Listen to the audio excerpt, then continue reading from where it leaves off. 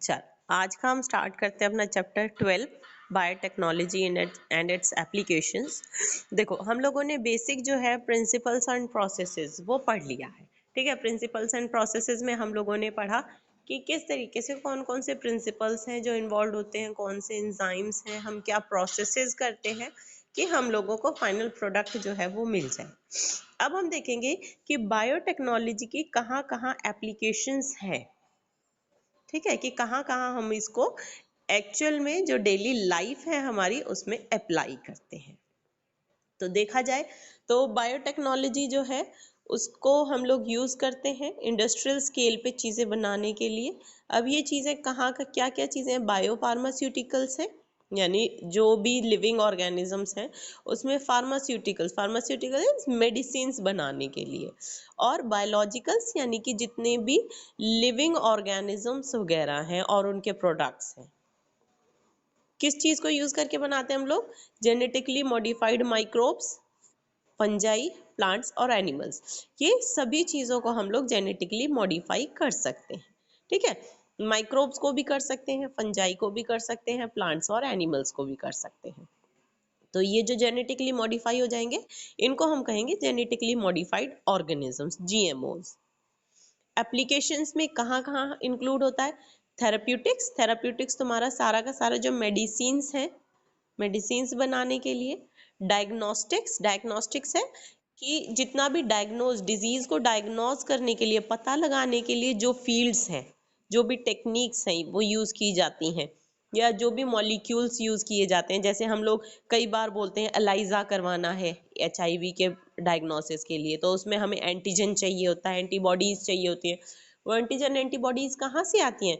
वो हम बायोटेक्नोलॉजी का यूज़ करके बनाते हैं।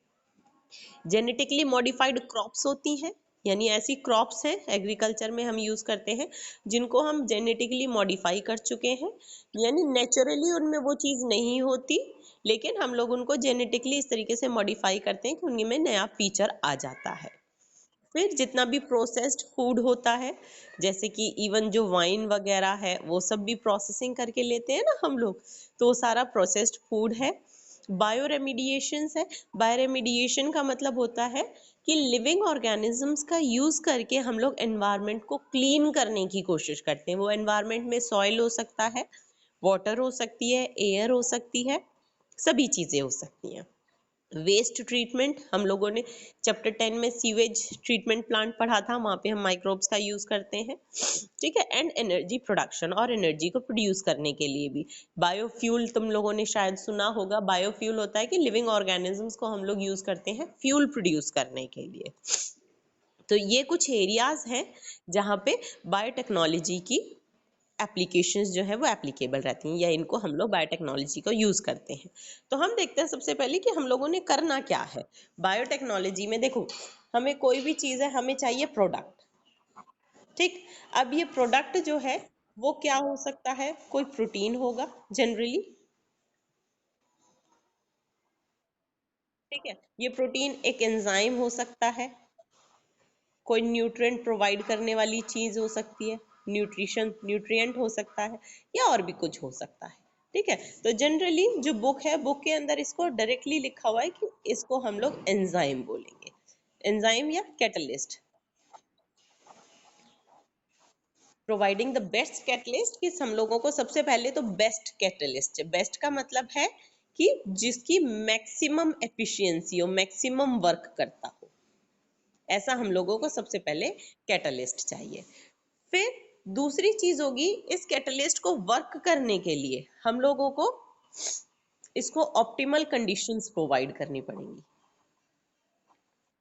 ठीक है, ऑप्टिमल कंडीशंस कैसे प्रोवाइड करेंगे? उसमें भी बायोटेक्नोलॉजी चाहिए, क्योंकि अगर तुम्हें चैप्टर 11 याद हो तो हमारा स्टार्ट ही दो जगह से हुआ था कि हमारे पास दो डिफरेंट तरीके की टेक्निक्स है। एक है जेनेटिक इंजीनियरिंग और उसके बाद है बायो प्रोसेसेस। ये दोनों चीजें थी। ये तो बेसिक है कि हम DNA है उसके साथ छेड़छाड़ कर रहे हैं, कट कर रहे हैं, पेस्ट कर रहे हैं, लेकिन वो जो कटिंग पेस्टिंग है उसके लिए प्रॉपर इन्वायरमेंट प्रोवाइड करना वो बायो प्रोसेसेस थे। तो ये बायो प्रोसेसेस यहाँ आएंगे ऑप्टिमल कंडीशंस प्रोवाइड करने के लिए, ताकि ये जो कैटलिस्ट है वो मैक्सिमम वर्क कर सके। और उसके बाद तुम लोगों ने मैक्सिमम वर्क करने वाला कैटलिस्ट बना लिया, ऑप्टिमल कंडीशंस वाली जो एनवायरनमेंट है वो भी प्रोड्यूस कर लिया, वो भी कंडीशन सारी कर ली, लेकिन उसको एक लार्ज स्केल पे प्रोड्यूस करना, लार्ज स्केल प्रोडक्शन करना है। तो ये सारी आएंगी तुम्हारी डाउनस्ट्रीम प्रोसेसिंग।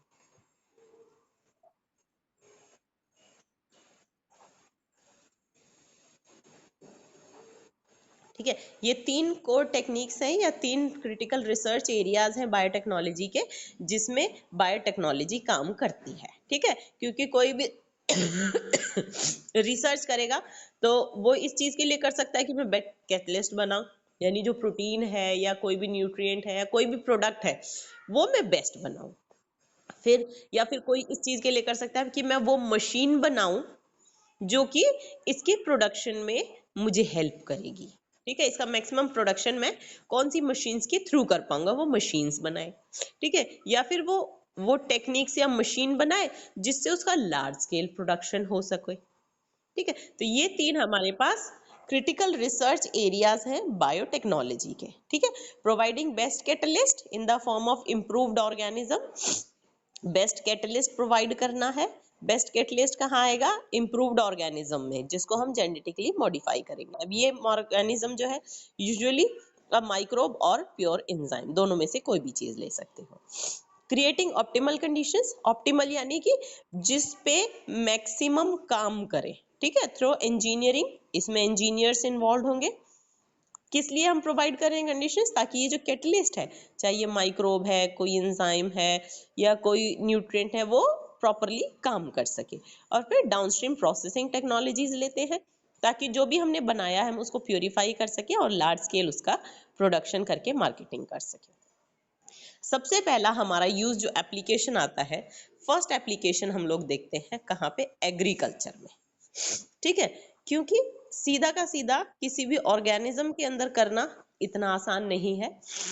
अगर कंपैरेटिवली देखा जाए एनिमल्स और प्लांट्स, इन दोनों में कंपैरेटिवली देखा जाए तो प्लांट्स जो है सिंपलर पड़ते हैं एनिमल्स के अकॉर्डिंग।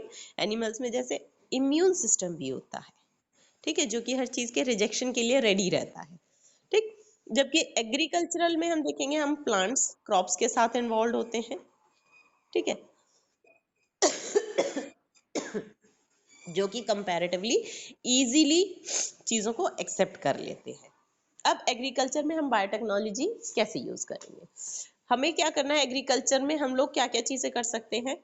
हम लोग एक तो इसका अमाउंट बढ़ा सकते हैं।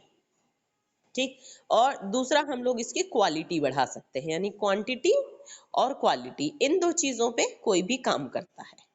हम्म, कि अगर मान लो मेरे पास कोई भी क्रॉप है तो मैं चाहूंगी उतनी ही क्रॉप से मुझे ज्यादा अमाउंट ऑफ सीरियल्स है या प्रोडक्ट है वो मिल जाए, या फिर मैं चाहूंगी जो प्रोडक्ट मुझे मिल रहा है वो बेस्ट क्वालिटी का हो।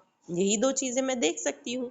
यानी अगर मैं चाहती हूँ कि मेरे पास फूड प्रोडक्शन इंक्रीज हो, इंक्रीज्ड फूड प्रोडक्शन चाहिए, तो इंक्रीज्ड फूड प्रोडक्शन किन दो पैरामीटर्स पे हो सकता है, क्वांटिटी पे हो सकता है और क्वालिटी पे हो सकता है। अब मैं अपनी क्वांटिटी और क्वालिटी बढ़ाने के लिए क्या कर सकती हूँ, पहला तरीका मैं ले सकती हूँ एग्रोकेमिकल बेस्ड। एग्रोकेमिकल बेस्ड का मतलब है कि अब मैं जो केमिकल्स हैं, ये केमिकल्स कौन से हो सकते हैं, ये फर्टिलाइजर्स हैं, ये इंसेक्टिसाइड्स हैं, वीडीसाइड्स हैं। ठीक है, डिफरेंट टाइप ऑफ केमिकल्स हैं जिससे, जैसे फर्टिलाइजर है न्यूट्रिएंट्स प्रोवाइड करते हैं, इंसेक्टिसाइड्स हैं ये किल कर देते हैं इंसेक्ट्स को, वीडीसाइड्स हैं वीड्स को किल कर देते हैं। ठीक है, तो इससे क्या होगा, न्यूट्रिएंट्स ज्यादा दे रहे हैं तो प्लांट को ज्यादा न्यूट्रिएंट मिलेंगे, ज्यादा फर्टिल ज्यादा क्रॉप बनेगी। इंसेक्टिसाइड को हम लोग इंसेक्टिसाइड यूज करेंगे, इंसेक्ट्स किल हो जाएंगे तो हमारी क्रॉप को नुकसान कम पहुंचेगा। वीड्स को हम लोग मार देंगे, वीड्स अनवांटेड प्लांट्स हैं जो साथ में हमारी क्रॉप के ग्रो कर जाते हैं, अगर ये मर जाते हैं तो इसका क्या होगा, हमारे प्लांट्स को ज्यादा न्यूट्रिएंट्स मिल पाएंगे, क्योंकि ये वीड्स जो भी सॉइल के अंदर साथ में ग्रो करते हैं उनके आधे न्यूट्रिएंट्स ये खा जाते हैं, तो ये हट जाएंगे, तो उससे हमारे प्लांट की जो ग्रोथ है वो ज्यादा होगी, तो इससे क्या होगा, हमें फूड प्रोडक्शन बढ़ा हुआ मिलेगा। दूसरा हम लोग क्या ले सकते हैं, हम लोग ले सकते हैं ऑर्गेनिक फार्मिंग। दूसरा जो ऑप्शन है, ये पहला ऑप्शन था हमारे पास, फर्स्ट ऑप्शन है जिसमें हम लोगों ने केमिकल बेस्ड एग्रीकल्चर की है। दूसरी हम लेते हैं ऑर्गेनिक फार्मिंग। ऑर्गेनिक फार्मिंग में क्या करते हैं हम लोग कि कोई भी no chemicals used, only organisms can be used. ठीक है, हमें जो भी लेना है सिर्फ ऑर्गेनिक लेना। ऑर्गेनिक्स का मतलब है ओनली लिविंग ऑर्गेनिजम्स। ठीक है, केमिकल्स यूज करने का मतलब ये नहीं है कि हम कुछ और भी यूज नहीं करेंगे सप्लीमेंट की तरह, हम करेंगे, लेकिन जो भी सप्लीमेंट यूज करेंगे वो लिविंग ऑर्गेनिज्म ही होगा, इसीलिए सब कुछ ऑर्गेनिक फार्मिंग बोला जा रहा है। ठीक है, जैसे इंसेक्टिसाइड भी यूज करेंगे तो इंसेक्टिसाइड जो है वो केमिकल्स नहीं होंगे। हम लोग क्या ले सकते हैं, माइक्रोब्स ले सकते हैं, कुछ ऐसे माइक्रोब जो इंसेक्ट्स को डिजीज कॉज करते हो, ऐसे माइक्रोब्स ले सकते हैं जो वीड्स को डिजीज कॉज करते हो। ठीक है, तो इससे क्या होता है, साइड इफेक्ट्स जो है वो नहीं होते हैं, क्योंकि हम लोग कुछ भी आर्टिफिशियल नहीं ले रहे हैं। Nothing artificial we are taking, we are only taking natural remedies. ठीक है, तो ऑर्गेनिक फार्मिंग में भी of course production, food production हमें इंक्रीज्ड मिलेगा। ठीक है, तो एक हमारा केमिकल बेस्ड हो गया, दूसरा ऑर्गेनिक फार्मिंग हो गया। थर्ड टाइप हम लोग, हमारे पास तीसरा ऑल्टरनेटिव क्या होता है, हम क्या ले सकते हैं, we have genetic modified crops. ठीक है, जेनेटिक मॉडिफाइड क्रॉप्स क्या है, इनको हम लोग जेनेटिकली इंजीनियर करते हैं। इंजीनियर्ड क्रॉप्स क्या करेंगे, हमारे पास एक प्लांट सेल है, इस प्लांट सेल के अंदर ये इसका न्यूक्लियस है, इसके अंदर इसका डीएनए है। ठीक है, अब सपोज करो मेरे पास ये क्रॉप ए है, क्रॉप ए के अंदर कुछ न्यूट्रिएंट्स होते हैं, लेकिन इसके अंदर लैक करता है, मान लो इसमें विटामिन ए नहीं है। ठीक है, तो अब अगर मैं किसी तरीके से इसका जो जीनोम है उसके अंदर विटामिन ए जीन जो है वो इनकॉर्पोरेट कर दो, तो क्या होगा, जो जेनेटिकली मॉडिफाइड होगी, अब दोनों को मिलाने से जो जेनेटिकली मॉडिफाइड हो गई उसके अंदर क्या होगा, एनरिच्ड रहेगी वो, it would be enriched with vitamin A. पहले विटामिन ए नहीं था नेचुरली, लेकिन अब इसकी क्वालिटी जो है वो इंक्रीज हो गई। ठीक है, तो इसीलिए हम थर्ड लेते हैं, जेनेटिकली इंजीनियर्ड या मॉडिफाइड जो क्रॉप्स हैं उन पे बेस्ड कल्चर देखते हैं। अच्छा, जेनेटिक मॉडिफाइड क्रॉप्स पे हम लोग थोड़ा सा क्यों जाते हैं, क्योंकि जो हमारे पास केमिकल्स हैं, केमिकल्स के हार्म्स हम लोगों को ऑलरेडी पता है। हार्म्स क्या है, चैप्टर 10 में भी हमने पढ़ा, जैसे इंसेक्टिसाइड्स वगैरह लेते हैं, इंसेक्टिसाइड्स से क्या होता है, कई बार ये जो यूजफुल इंसेक्ट्स हैं वो भी मर जाते हैं, गेट किल्ड। ठीक है, तो एक तरीके से हम लोग क्या कर रहे हैं, नेचर में नेचुरल इम्बैलेंस कॉज करते हैं। ठीक है, दूसरी चीज, क्योंकि दीज आर सॉल्ट्स, ये सब सॉल्ट्स है ना, तो इसीलिए जो हमारी सॉइल है, सॉइल की सैलिनिटी जो है, सैलिनिटी इंक्रीज कर जाती है। ठीक है, सैलिनिटी इंक्रीज करने से क्या होता है, सॉइल की जो क्वालिटी है वो डिटीरिएट कर जाती है। डिटीरिएट करने का मतलब है डिक्रीज हो जाना। ठीक है, तो एक तरीके से हम कह सकते हैं कि pollution of soil is caused. Soil का पोल्यूशन होने के साथ साथ जो, जब ये सॉल्ट्स जो लीच आउट करते हैं, कि ये हमारी सॉइल है, इसकी लेयर्स है, सॉइल जो सॉल्ट्स हैं वो नीचे चले जाते हैं, यहाँ पानी है, पानी के अंदर जाके मिल जाते हैं, तो इससे क्या होता है, वाटर ऑल्सो गेट्स पोल्यूटेड। ठीक है, वाटर भी पोल्यूटेड हो जाता है, तो काफी सारे नुकसान हैं जो केमिकल्स हैं उनके। ऑर्गेनिक फार्मिंग के लिए हम लोग इसलिए बोलते हैं, क्योंकि जेनेटिकली इंजीनियर्ड क्रॉप्स को हम लोग क्यों थोड़ा सा फेवर कर रहे हैं, क्योंकि ऑर्गेनिक में शायद जितना हम लोग चाहते हैं उतना अच्छे से हम लोगों को जो क्रॉप प्रोडक्शन है वो नहीं मिल पाता है।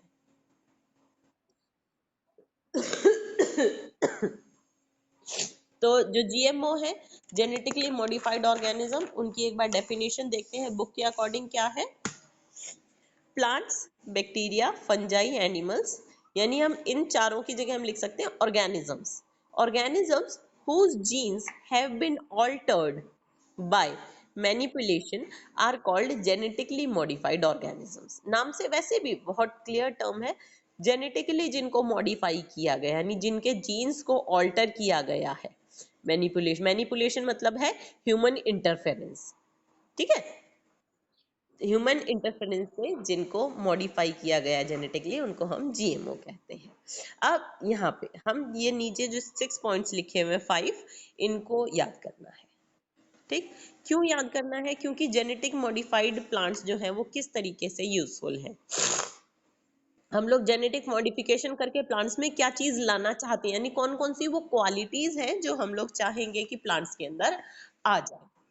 पहला, made crops more tolerant to abiotic stresses. कई बार हम क्या बोलते हैं कि प्लांट्स जो है, जो क्रॉप है हमारी, उसकी प्रोडक्शन कम हुई, ज्यादा ठंड पड़ गई, सूखा पड़ गया, ज्यादा सॉल्ट हो गया, या ज्यादा गर्मी पड़ गई। इन सभी चीजों की वजह से क्या होता है, प्लांट्स जो है वो मर जाते हैं या उनकी प्रोडक्शन एफिशिएंसी कम हो जाती है, जिसकी वजह से उनकी प्रोडक्शन कम हो जाती है। तो अगर हम जेनेटिक मॉडिफिकेशंस के साथ ऐसे क्रॉप्स बना पाए जो इनके लिए, इन एबायोटिक स्ट्रेसेस के लिए, एबायोटिक स्ट्रेसेस क्यों बोल रहे हैं, क्योंकि ये नॉन लिविंग स्ट्रेसेस है। हम लोग बोलते हैं ना कि कौन कौन से फैक्टर्स हैं जो हमें लिविंग ऑर्गेनिजम्स को अफेक्ट करते हैं, तो बायोटिक और एबायोटिक दो तरीके के फैक्टर्स होते हैं। तो अगर एबायोटिक फैक्टर्स के अगेंस्ट या एबायोटिक स्ट्रेसेस के अगेंस्ट हम प्लांट की टॉलरेंस इंक्रीज कर दें, यानी अगर टेम्परेचर ज्यादा भी हो गया है तो प्लांट पे फर्क नहीं पड़ रहा है, तो उससे क्या होगा, अगर फर्क नहीं पड़ रहा है तो वो अपना अच्छा नॉर्मल प्रोडक्शन करेगा और हमें जो क्रॉप यील्ड है, यील्ड यानी कि हमारे पास जो फाइनल प्रोडक्ट है वो हमें अच्छे से मिलेगा। तो पहली चीज, एबायोटिक स्ट्रेसेस के लिए हम लोग टॉलरेंस जो है वो डेवलप कराना चाहेंगे। दूसरा, अगर हम लोग केमिकल पेस्टिसाइड्स पे रिड्यूस कर दे रिलायंस, यानी कि पेस्ट रेजिस्टेंट क्रॉप बना दे। ये वाली क्या थी, एंटीबायोटिक स्ट्रेस रेजिस्टेंस। दूसरी हम देखेंगे पेस्ट रेजिस्टेंट क्रॉप, यानी कि अगर मेरे पास कोई ऐसी क्रॉप है जो पेस्ट से, पेस्ट जो है, पेस्ट कौन से होते हैं, कोई भी एनिमल्स जिसमें हम लोग चूहे ले लेते हैं, बिल्ली हैं, या और भी ऐसे छोटे छोटे एनिमल्स हैं जो प्लांट्स को जाके खा जाते हैं, कुतर देते हैं, उनको सीड्स को नुकसान पहुंचाते हैं, उनके फ्रूट को नुकसान पहुंचाते हैं, वो सभी क्या वो कहलाते हैं, वो सब पेस्ट कहलाते हैं।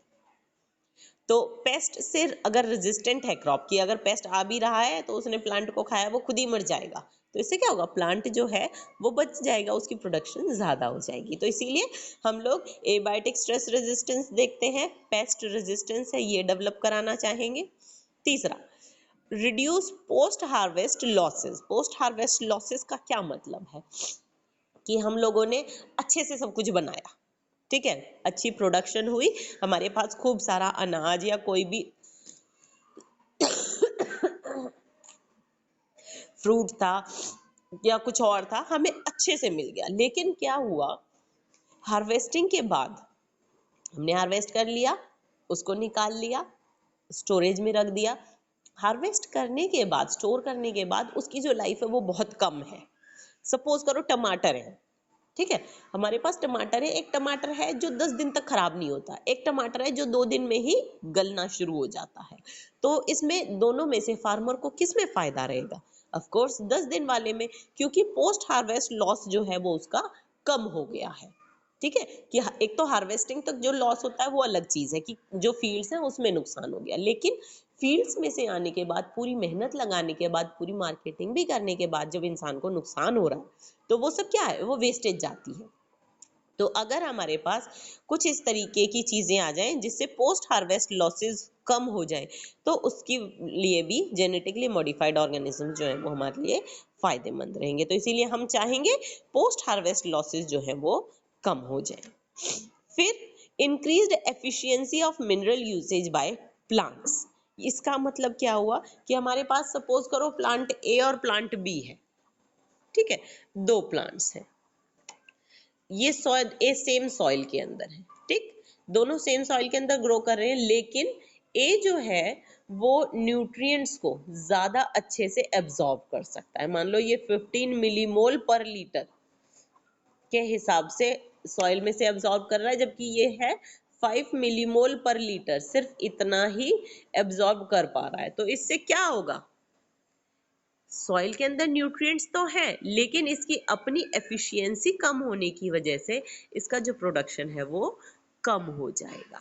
ठीक है, तो ये हम चीज कहेंगे कि अगर प्लांट्स का मिनरल यूसेज की एफिशिएंसी जो है, एफिशिएंसी का मतलब है कि जो भी चीज अवेलेबल है उसका कितना मैक्सिमम यूज कर पा रहा है, वो कर पाए, तो इससे क्या होगा, इसकी फर्टिलिटी, सॉइल की जो फर्टिलिटी है वो एग्जॉस्ट नहीं होगी। ठीक है, कि अब सपोज करो हमारा ये प्लांट बी था, ये अपने हिसाब से सिर्फ 5 मिलीमोल पर लीटर ही ले सकता है। आप इसको कितना भी न्यूट्रिएंट्स दोगे तो ये इतना ही हिसाब से ले सकता है। ठीक है, जबकि ये वाला ज्यादा ले सकता है, तो कम टाइम के अंदर ये अच्छे से ग्रोथ कर जाएगा, ये कम ग्रोथ कर पाएगा। ठीक है, जबकि हमने न्यूट्रिएंट्स तो दोनों को सेम सेम दिए थे, सेम सॉइल प्रोवाइड की थी, तो इससे क्या होगा, हमारे जो रिसोर्सेज है उनकी वेस्टेज नहीं होगी।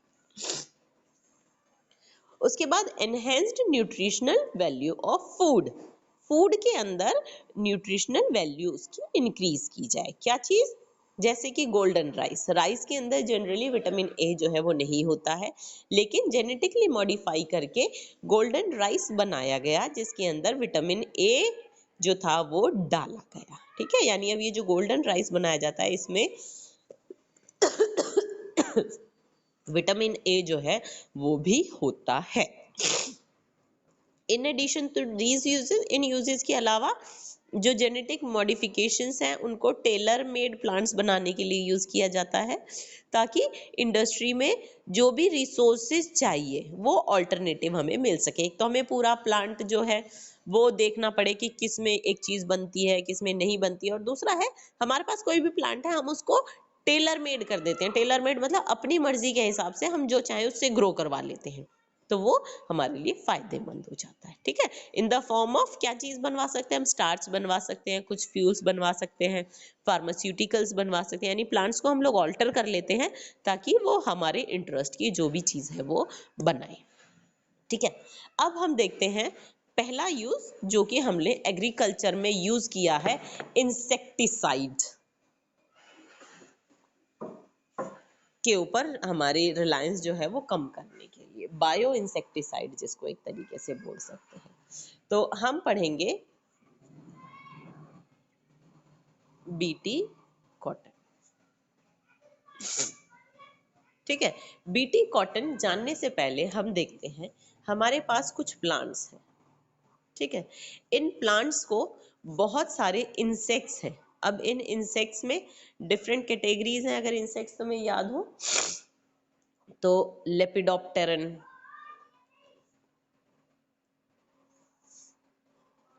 कोलियोप्टेरन, ये सब क्या है, ये सब डिविजन्स है इंसेक्ट्स की। ठीक है, डिप्टेरंस, डिप्टेरा, कोलियोप्टेरा, लेपिडोप्टेरा, ये सब इंसेक्टा जो हमारे पास सब फाइलम था उसके किंगडम है हमारे पास। एनिमेलिया, एनिमेलिया में फाइलम है इंसेक्टा। ठीक है, इंसेक्टा नहीं है, आर्थ्रोपोडा है, आर्थ्रोपोडा में इंसेक्टा है। ठीक है, तो इंसेक्टा के अंदर ये सब क्लासेस हैं। ये डिफरेंट डिफरेंट टाइप के एनिमल्स हैं हमारे पास जो कि क्या करते हैं, इन प्लांट्स को नुकसान पहुंचाते हैं। क्या करेंगे, इसकी लीफ को खा गए, इसकी रूट को खा गए, ठीक है, या इसका जो फ्रूट है उसको खा गए। ये कौन सा किस पार्ट को खा रहा है, ये सभी स्पेसिफिक होते हैं। ठीक है, तो हमने देखा नेचर में कि जो इंसेक्ट्स हैं, जैसे ये प्लांट्स को एक डिजीज कॉज करने वाले ये हैं, क्या इंसेक्ट्स को कोई डिजीज कॉज कर सकता है? यस, इंसेक्ट को कोई डिजीज कॉज कर सकता है। और ऐसा एक बैक्टीरिया देखा गया, बेसिलस thuringiensis। ये बेसिलस thuringiensis तुमने चैप्टर 10 में भी पढ़ा है। ठीक है, इसी के नाम से लिया गया है बी, और ये छोटा टी, बीटी। ठीक है, बेसिलस thuringiensis जो है ये क्या करता है, ये अपनी लाइफ के जो डिफरेंट फेजेस ऑफ ग्रोथ होते हैं, किसी ग्रोथ के पर्टिकुलर फेज में एक प्रोटीन बनाता है। ठीक है, ये प्रोटीन क्या है, ये प्रोटीन एक्चुअल में एक टॉक्सिन है। ठीक है, ये टॉक्सिन जो है ये क्या करता है, ये इस इंसेक्ट को किल कर सकता है। ठीक। अब कहोगे ये प्रोटीन जो इंसेक्ट को तो किल कर रहा है, लेकिन बैसिलस thuringiensis जो इसको प्रोड्यूस कर रहा है उसके ऊपर कोई इफेक्ट नहीं होता। नहीं होता। क्यों नहीं होता? क्योंकि जब ये बनाता है तो ये इसको बनाता है प्रोटॉक्सिन की फॉर्म में। ठीक है। ये प्रोटॉक्सिन जैसे ही एंटर करता है, enter digestive system of insect, ठीक है। इंसेक्ट के डाइजेस्टिव सिस्टम में जैसे ही एंटर करता है, यहाँ से मान लो ये बैसिलस thuringiensis का जो टॉक्सिन इसने बनाया था, ये इसने इंजेस्ट कर लिया, इसने खा लिया, तो इसका जो डाइजेस्टिव सिस्टम होता है इसका, तुम्हें याद हो, फोरगट, मिडगट और हाइंडगट, ये 3 डिफरेंट पार्ट्स में डिवाइडेड होता है। ठीक है। ये जो मिडगट होता है इसका, इस मिडगट में यहाँ जो पीएच होता है ये होता है एल्कलाइन। ठीक है।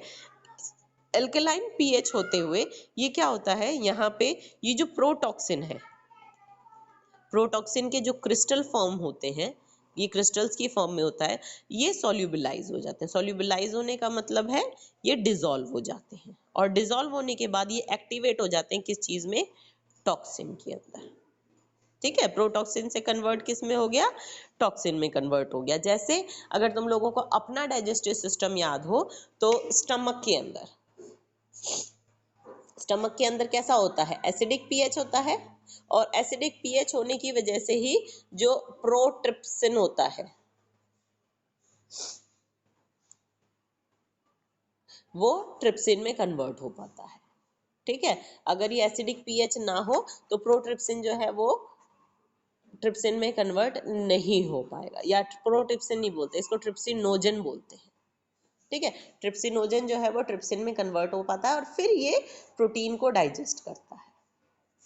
ठीक है। तो एसिड या जो पीएच है उसका कितना इंपॉर्टेंट रोल हो सकता है वो तुम समझ सकते हो। सिमिलरली यहाँ पे क्या होता है कि हमारे पास जो बैक्टीरिया है, बैक्टीरिया ने अपना प्रोटॉक्सिन क्रिस्टल्स की फॉर्म में प्रोड्यूस किया, इंसेक्ट ने इसको इंजेस्ट किया यानी खा लिया, इसके मिडगट तक पहुंचा, मिडगट में एल्कलाइन पीएच होने की वजह से जो प्रोटॉक्सिन के क्रिस्टल्स थे वो सोल्यूबलाइज हो गए, घुल गए और कन्वर्ट हो गए टॉक्सिन में। अब ये जो टॉक्सिन है वो क्या करेगा, ये जो एपिथेलियल सेल्स है,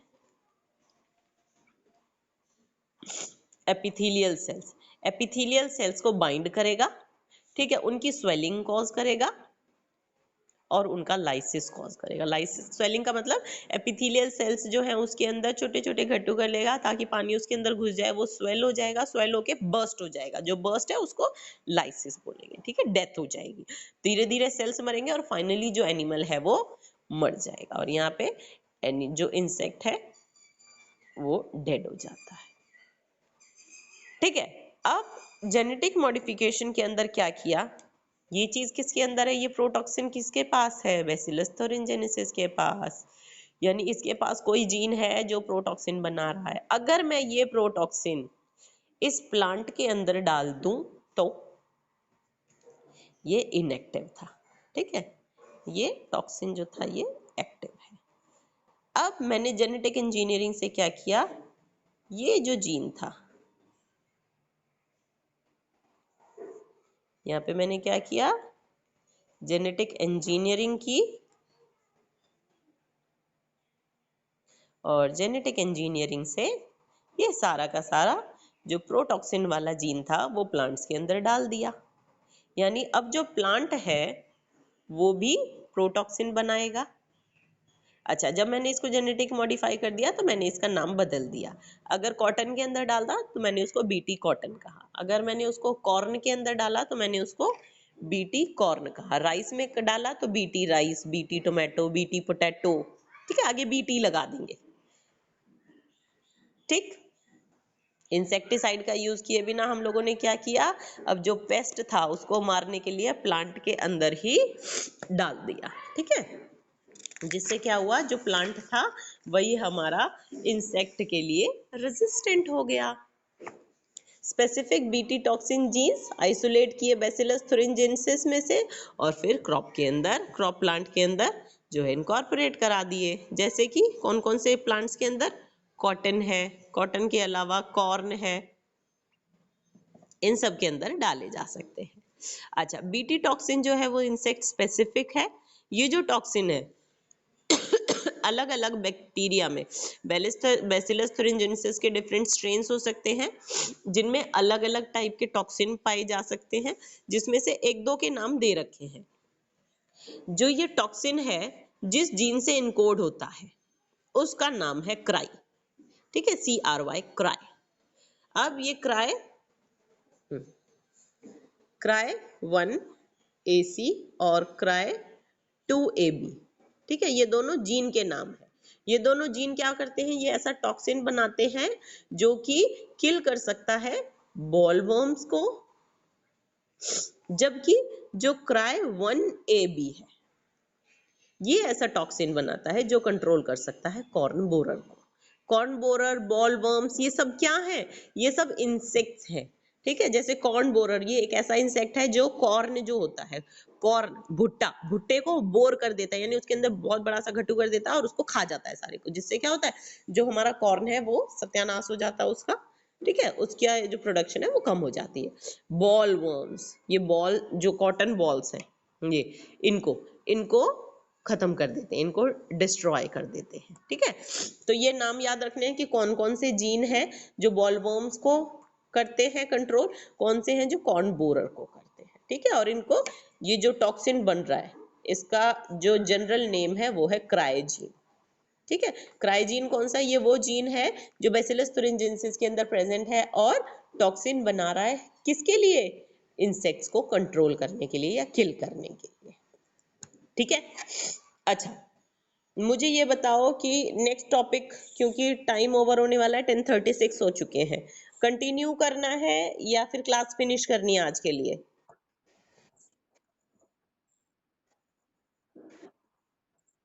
नूर, शिवांगी,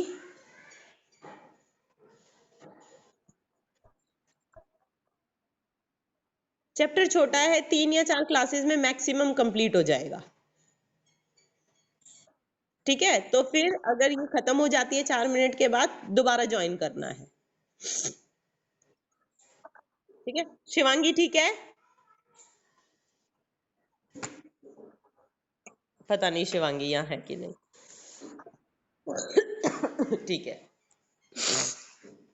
चलो ये हो गया हमारा बीटी कॉटन यानी पेस्ट रेजिस्टेंस के लिए, इंसेक्ट रेजिस्टेंस के लिए। नेक्स्ट हम लोग देखेंगे पेस्ट रेजिस्टेंस प्लांट हम किस में बना रहे हैं। ठीक है, ये भी पेस्ट रेजिस्टेंस था, ये भी पेस्ट रेजिस्टेंस होगा। अब यहाँ पे हम लोग लेंगे स्पेशली वो था हम लोगों ने जो बनाया था वो बीटी था, बैसिलस thuringiensis। ठीक है, यहाँ पे हम लोग किसको किल कर रहे थे, इंसेक्ट को किल कर रहे थे। ठीक, नेक्स्ट हमारे पास आया है टोबैको प्लांट। ठीक है, ये है हमारा प्लांट है टोबैको। टोबैको प्लांट में क्या होता है, इसकी जो रूट्स है या दूसरे पार्ट्स भी हैं उसको एक नेमेटोड, नेमेटोड कौन होता है, जो राउंड वर्म्स है हमारे पास, वर्म्स होते हैं ना, जैसे पेट में कीड़े हो जाते हैं हम लोगों को भी, वैसे ही प्लांट्स में भी नेमेटोड्स या राउंड वर्म्स जो हैं वो इन्फेक्शन कॉज करते हैं और उसकी वजह से क्या होता है जो प्लांट है उसको डिजीज हो जाती है और उसका जो प्रोडक्शन है वो कम हो जाता है। तो यहाँ जो नेमेटोड है वो कौन सा है, ये है मेलॉइडी गायने इनकॉग्निशिया। ठीक है, ये एक नेमेटोड है जो कि नॉर्मली इसकी रूट्स को अफेक्ट करता है। ठीक है, रूट्स को अफेक्ट करने से क्या होता है, इससे यहाँ पे यील्ड जो है टोबैको प्लांट की, यानी प्लांट जो टोबैको मिल रहा है उसकी यील्ड जो है वो रिड्यूस